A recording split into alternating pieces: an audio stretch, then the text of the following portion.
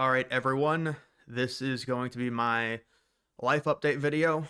I apologize. I have not done one of these type of videos in 10 or 11 months, something like that, maybe like February. And it's just with everything that's happened, it's hard to do a video like this for like different reasons, but I guess I'll just go through my 2024 year on YouTube and then maybe get into personal life stuff that I've observed here over the past few months, things like that. I don't really know what I want to talk about when it comes to that, but with YouTube, my 2024 year, was it how I expected? Did I think I was going to do better, worse? I never really know what to expect when it comes to YouTube. The algorithm is pretty funny, and I'll talk about that in a little bit in terms of like my content right now and what's been going on. But yeah, so in 2024, I want to say really early now, maybe like late March, early April, right towards the end of March Madness is when I hit 100,000 subscribers, which is a big deal for any YouTuber. It's an important milestone. It makes your channel seem more professional. You get the check mark. It's funny, I didn't even know you had to like apply to get the check mark. They're like, dude, how do you not have a check mark? You get like 130,000 subscribers. I was like, I don't know. But yeah, you get that. And I mean, obviously, the election certainly helped me. Another thing I want to quickly say before I even get into my year on YouTube, people ask me, what is your job? What do you do for a living? This is my job, 100%. This is what I do. I also invest into cryptocurrency, but this is where I bring in my revenue, and there's no doubt about it. I mean, even 2023 was very good. 2022, that year was like, all right, you're just getting started. 2023 was very solid, and then this past year was pretty crazy, and started off 2024 a little bit more subdued, mainly because the election's over and everything like that, and you need to pivot and you need to adapt and evolve and things like that. But 2024 was very, very, very good for me. There's no doubt about it. And I understand it is fully because of the election, but you are able to kind of gain a bunch of fans because of one singular event and then maybe keep 5 to 10% of those fans carrying over to watch your other content and the other political videos. And that's kind of how YouTube works. But for me, politics, I was probably doing like one or two political videos a week early in 2024. I knew the election was going to be a really big event. I really didn't know how I wanted to approach it on my channel. Many people have told me, and I tell people this as well, that my channel is a little bit different. There really isn't a niche that I specifically follow. Now, certainly recently it's been mainly politics, but I mean, my channel before politics was mainly stadium stuff, NFL, college football predictions, college football content overall, as well as the 9/11 videos. And the 9/11 videos, they've been some of my best videos in terms of the evergreen, which is a video getting thousands of views every day. It gets entrenched into the algorithm. Here's a little fun fact. My two top 9/11 videos are both demonetized, or they're basically demonetized. It's limited monetization, which basically means you earn nothing and YouTube takes like 99%. I really should like the most viewed video ever on my channel has had limited monetization since the day it was uploaded. Not that I'm complaining. I mean, I've certainly made good money, but it is kind of funny. And that's just been a big problem with the 9/11 videos. And I recently uploaded a video and I didn't even try to monetize it. I was like, there's no way. So I just left it off. I didn't even go for a review because you can upload a video and they'll immediately censor. Their automated system will immediately censor that you're talking about a topic that advertisers will not like. And you could appeal that and have, before the video gets uploaded, and have the video reviewed, and it takes like a few days. Sometimes it takes 12 hours. It just depends. Have the video reviewed by a human, and if they deem it okay, and that's happened to me several times where a human will watch it and they'll be like, that's all right. And I've also tried to game it where I'll upload it, it'll say no, it's limited. I'll have a human check it, they'll say no. I'll delete the draft video, then I'll re-upload the same thing with just like one small little thing that changed, so it shows up as like a different video in the database, and then I'll have them check it. And to be honest, that's worked a few times. The human will be like, all right, now it's all right.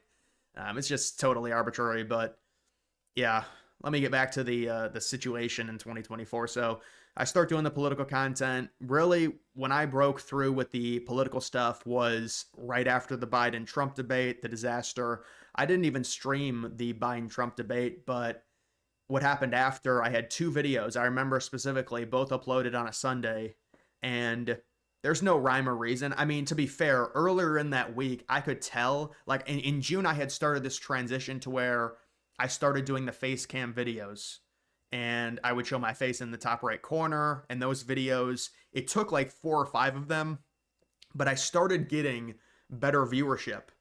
And towards right before the debate, I think I had one that got like 30,000 views, which was very good. I didn't even know it because sometimes I don't even look at my analytics, depending. Now I always just look at them like once a day or whatever. But I used to never look at my analytics because I would get demoralized because of how bad my views were. Or it's like if you work on a video for so long and then it gets no views, it's hard to motivate yourself to do more. So I used to never look at it. Now at this point, I mean, 230,000 subscribers later, you can just look at it. It really doesn't matter. Either way, it's kind of irrelevant. I mean, obviously, you want as many views as possible and stuff, and when they go down, it's unfortunate, but it is what it is. It's kind of a wash at a certain point because you get big enough. But right after that debate, Biden Trump, there was questions about Biden dropping out. What would he do? I had two videos on a Sunday just randomly, and man, I mean, the one video got like 1 million views, the other video got like 700K views, and it's a weird relationship, like with the algorithm that I had, to where I started uploading these political videos. Like the next day, Monday, Tuesday, Wednesday, I'd upload political videos. They'd all get like hundreds of thousands of views, and I thought to myself, I was like, oh my goodness, now here's my career as a, I guess, conservative influencer or whatever. You know, like you're into the algorithm, they're just gonna pump your videos, and every day there's something new with the news. You can always talk about it. That's one of the things with like the stadium update videos, things like that. There's just not a lot of news on that every day. It's hard to find videos that people will even watch, and even when they do, you know, you do have news, you're getting like 20 or 30,000 views. There's such a smaller pool of people that will take in those videos. But with politics, it's totally different. But then the views kind of dried up like a week later or so. Like I had a few that would get like 150, 200K. So it's kind of this weird thing. I mean, the baseline was still way better than what it was in the spring or the early summer because I had that breakthrough. And then after that, everything is kind of a blur. I remember, you know, a few fun streams that I had during the summer, things like that. Obviously, the election night stream. I really didn't know what to expect going into that. I thought 15,000, 20,000 people. I didn't know what to expect. I ended up with 49K was my high. So which is kind of, you know, you don't hit 50K, it's kind of funny. I mean, I don't care honestly, but it's just funny that was 49, not 50. And I mean, that was just crazy. And I just got so many donations. I turned the donations off because I couldn't read them throughout the night. I was trying to like pay attention to the betting and the vote count and everything like that. It was just it was an insane night. That night, just reflecting on it, I do vividly remember. I want to say around, because I started streaming, I think at 5 o'clock or 5:30, maybe 5 o'clock. At around like, I want to say like 11:30, I hit a wall. I hit a big wall, and I don't know if I'll be able to do another stream like that where you go like 7 or 8 hours straight, because you have to, if you're doing it solo, you have to keep constantly talking. And at a certain point, I just hit a wall, and I was like, just please call the election. It's over. But when you think about it, I mean, they did call it pretty early, honestly. They called it like 1:20 a.m. But because I was streaming for so long and constantly talking, I was like, just please call this thing. And I turned my stream off before Trump even spoke because I was like, dude, this is just, because we knew Trump had won at that point and stuff. I wanted to wait for the official, and then Fox News called Pennsylvania and everything like that. And to get all the states right, you know, it was an epic night. There's no doubt about it. So that happened, and you know, after it, it's interesting looking at the YouTube landscape and kind of, you know, if I'm like a conservative YouTuber or whatever, it's just whenever I upload a video of me like, oh, I don't want to say owning the libs, but like, you guys know what I'm talking about. There's like this gotcha culture on the internet, and it's like, those videos I really don't like doing, but YouTube knows that people will watch them. 100% people will watch them. and they always hit the algorithm. It's like, I didn't even want to do this type of content, but I mean, I had to, because you're going to turn down thousands of dollars. It's like reacting to MSNBC's election meltdown. The video gets into the algorithm. It's gets like 20,000 views every single day. It's just, I mean, it's just me reacting. I feel like that type of content is so much easier than just off the cuff videos about political topics. So it's like, do I really want my channel to come into like turn into like reaction to liberal stuff? Or I mean, that's the meta on YouTube. But it's like, so I've been trying to stay away from doing that. Sometimes you have to do it. I mean, even I, I did a video a few days ago. It gets like 100K views. It's kind of funny, but I don't know. With YouTube right now, I mean, I've really stopped with other content. I want to get more so into investigations, investigating certain things, doing, videos that have a little bit more put into them. Because I did recently upload a video that I did put a lot into it, and I knew the video was not going to get 100,000 views or something like that. But you can tell, one of the best metrics to tell if your video is liked more than it normally would be is the like to view ratio. If you get a really good like to view ratio versus other videos, because you're a YouTuber like me, or a bigger YouTuber, you're always going to have your standard 96%, 97%, or on more, other videos that aren't as controversial, you get like a 98, 99% like rating. But it's just, what is your like to view? Because if people really like a video, they'll give it a like. And if you get a good like to view, that kind of motivates a YouTuber to be like, all right, this was a really quality video. And so it's probably going to be more of that type of stuff, to where it's like, not that it's long form, it'll probably still be like 10 to 15 minute videos, but more investigation type stuff. I want to try, and I said, and I've already failed this, but I said I wanted to do, every night either be doing an investigation type video or something like that, or streaming. And I haven't been able to do that yet. I mean, I did stream a few nights ago, but I don't know how long I'll stream. But yeah, so that was YouTube for me. A lot of politics in 2024.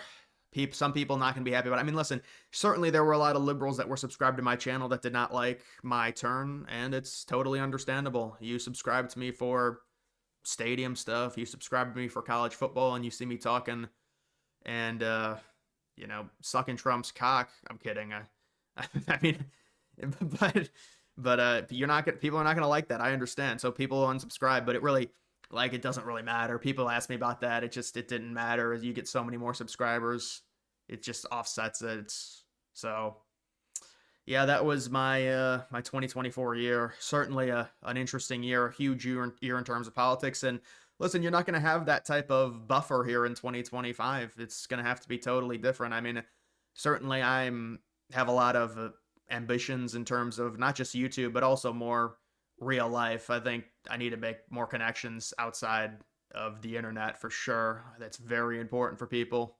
It's just unhealthy constantly being on the internet. And I'll say, just in terms of my personal life, based off of kind of some of the habits that I have now, if you were to told me that I would have the habits that I have now like 3 years ago, I would be like, there's no way. There's no way. I mean, there's been some stuff that it's just like, it's interesting to watch yourself slowly fall further and further and further. And it's like a domino effect. And you just it's just like, I mean, if you like, I wake up 9, 10 a.m. It's just, I just can't fall asleep at night. And it's just, but even when I do, I have this horrible fatigue as well when I wake up. Just some of these days, just terrible fatigue. I had, not that I would make fun of people, but I was just like, I don't even understand and I think this is all coming from a pill that I took, but I was like, I don't understand how people have anxiety. How is that even? And then I get like just crippling anxiety the past like year or so. It's just like this weird nervousness, and there's been some shit that's happened that's not good. But, I mean, I do want to move. I've always wanted to move like the past year, and I can move, and I think I'm going to. I think I want to move into like I mean, I could never live in an apartment for multiple reasons. Number one, I need to control the sound. Like, I could never live with like people above me, below me, because you can't really control the amount of sound that they make. And if someone's making sound when I'm trying to do a video or trying to sleep. I just can't have that. Like I just need some level of space. See, the thing is, like in an ideal world, I would love to build a mansion that would be, and obviously have a family. I mean, you can't live in it by yourself, but that would be like maybe like 10 minutes from a like a mid-size midwestern city, or maybe like Great Plains type city, something like that. And you've got like half an acre or something, I would say. But that would be like my ideal situation. Because the thing is, some people are like, oh, you should live in the country. It's like I do want to be by like the thing is, when I was younger, I went to Chicago, and there's been a lot of shit talk about Chicago, and certainly they've got horrible crime. A lot of this is just liberal leadership, and a lot of these criminals are minorities, and they don't want to admit it and prosecute them and stop that type of stuff. And there's a lot of poverty in big cities. There's a lot that goes into it, but I remember when I was younger being in Chicago, and there's when you go to a city, there's just energy to it. Like there's so many conservatives that you'll talk to, and they'll be like, oh, such cities are horrible. And it's like, yeah, I would never live in an apartment in a city. Fuck that. But there's when you walk around a big city with all these stores and stuff, there's just something nice about it. But yeah, when it comes to like where I want to move to, like the style of it, probably like some type of townhome. Trying to find like a townhome with a nice loft, like 2 or 3 bedrooms, something like that. Probably, I think that'd be ideal for me. I mean, I could deal with people to the sides of me, and also like maintaining a house, like renting a house. I don't know, man. I think it's better to like go the route of a connected building to where you really don't have to maintain it. You don't really have a yard that you have to maintain. I mean, it wouldn't be terrible, but you guys want to know how just I don't know. This is a funny thing. I used to have to cut my grass. My mom made me do that. Cut my grass, and I hired someone this year to do it. I was like, I'm not doing that. I screw that. You pay someone to do it now. It's like, should I pay someone to shovel as well? We don't get much snow anymore. That's the thing. We just don't. But I've been shoveling. I'm like, man, I should pay. But they're like, man, they charge you like 100. It's like $100 or something to come shovel or plow. It is what it is. It's a very small. It's not a big driveway, but if it was, I'd be like, damn, we're getting a plow. There's no way I'm doing this. But it's just kind of funny how that happens throughout life. You don't want to do simple tasks anymore. You get more lazy. It's just like your dopamine barometer gets raised, and that's what's happening to everyone. Our dopamine barometers are like, we have to satisfy it, and then it gets raised. And now this thing that we were doing 2 weeks ago that satisfied us doesn't satisfy us as much, so we have to push it higher, higher, higher. And it's like you almost need I'm not gonna say like a dopamine detox, because that's like such a, I don't know what the word is, like such a trendy word right now, or it was. I don't know if it still is, but I don't know. That's just kind of what happens to us, I guess.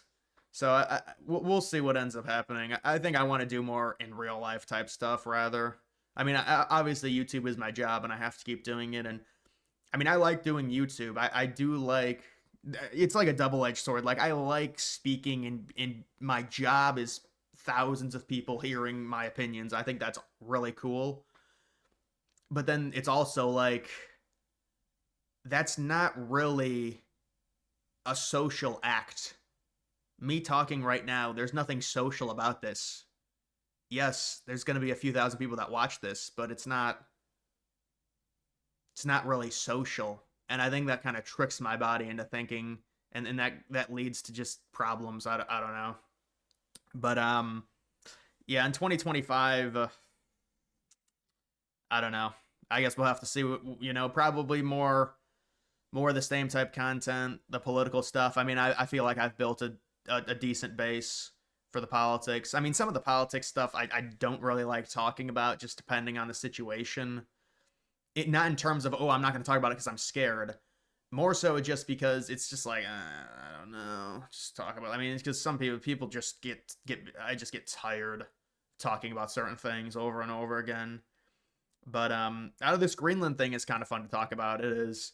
And I think Trump's probably going to do it. I don't think the Canada stuff is happening, but people also asking me about my relationship status and stuff like that. And yeah, I just think like it's, at this point, it's a little bit when I was younger or talking about it, I guess it's a bit different when you have an actual channel that is more political with some of these women and stuff. And I think overall it's not a big deal.